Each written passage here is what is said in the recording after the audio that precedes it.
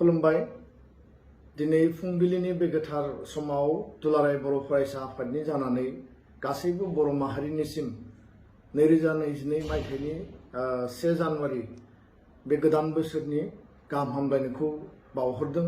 लोगोसेयैनो मागो दमासिबो फैगासिनो दङ आरो बे मागो दमासिनि थाखायबो गासै बर' सुबुं माहारिनो गाहाम हामलायनायखौ बावहरदों। मिजिंथियो 2021 मायथाइ आरो 2020 मायथाइयाव सुबुं माहारिया कोविड महामारिनि थासारिजों साग्लोबजानानै जों गोबां मोगा-मोगि जानो गोनां जाबाय।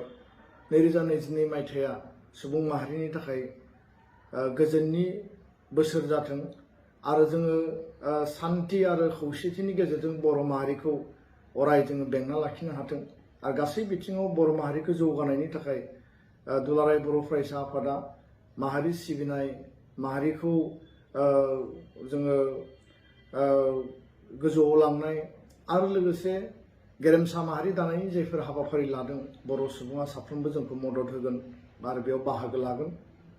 सोलोंथाइ आरो रांखान्थि बिथिङाव जौगानायनि थाखाय गोबां हाबा मावनो गोनां दङ आरो बे बिथिंफोरखौबो मावनायनि बेलायाव गुनगोनां सोलोंथाइ, गोग्गो सोलोंथाइ आरो साफ्रोमबो मोनफ्रोमबो न'खरनि रांखान्थि अबस्थाया थासारिया जाहाथे जौगानो हायो बिनि थाखाय गासै बिथांखिफोरखौ लानानै मोनसे रिभलिउसन जोङो लाबोफिननांगोन आरो बे बिथिङावबो दुलाराय बर' फरायसा आफादा हाबा मावगासिनो दङ।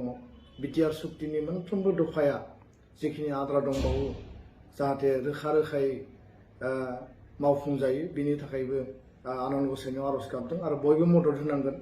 आरो आङो जोबनायाव साफ्रोमखौबो फिन खेबसेबाव गोदान बोसोर 2022 मायथाइनि फिन गोसो गोरबोनि दुलाराय बर' फरायसा आफादनि जानानै हामलायनायखौ आं बावहरफिनबाय।